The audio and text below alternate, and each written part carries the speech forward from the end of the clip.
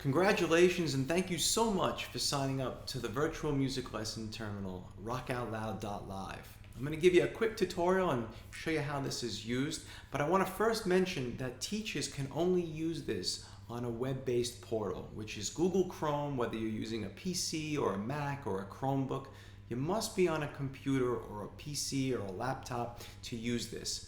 Your students can use this on computers and laptops and Chromebooks, and they could also use this on their iPhones, their iPads, and their Androids. But teachers must use this on a web browser.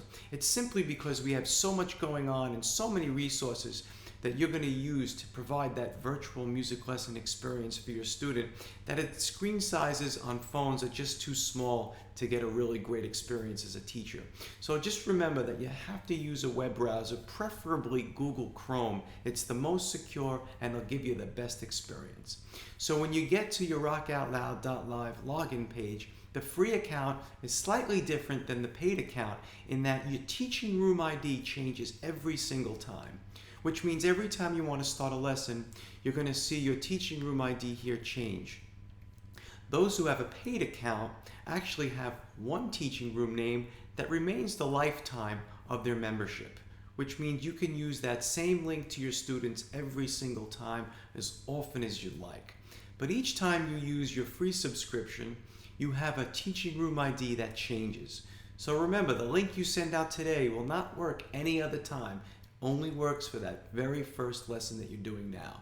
Tomorrow we'll give you a brand new link and a brand new teaching room ID. So let's just keep that in mind. Okay, so what I'm going to do is I'm going to put my name here, as I'm going to call it Mike G. And there's my teaching room ID, which will change every single time under the free account. The paid subscription is always the same teaching room ID, and I'm going to start a lesson. Once I start the lesson, I have the option to invite more people, which would be your student.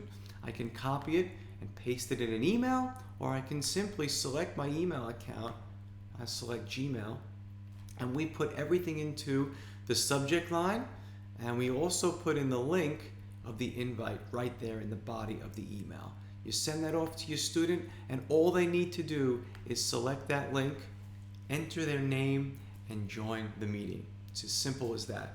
Once you've logged in and your student is joined, everything that you show them on the Select PDF option, which is where you're going to select the PDFs to share your lesson, will show up in real time in front of your student on their computer or their iPhone.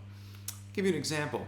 We've digitized our instructional book and we've separated the pages.